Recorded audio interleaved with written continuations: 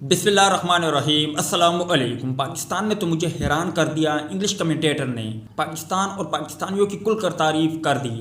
دوسری جانب عثمان خواجہ نے بھی دل کی بات کہہ دی۔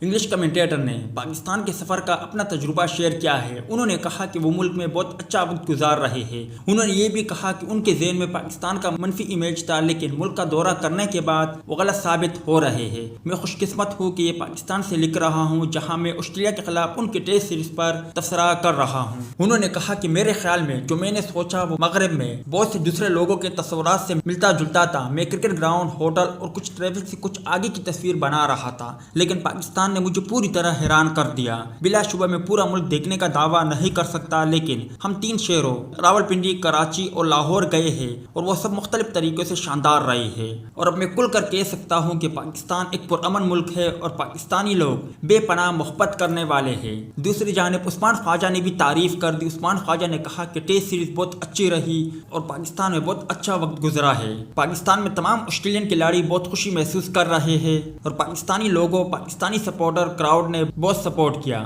اس لیے میں کہنا چاہ رہا ہوں کہ یہ دورہ میں کبھی بھول نہیں سکتا۔ ویڈیو اچھی لگے تو اسے لائک ضرور کریں۔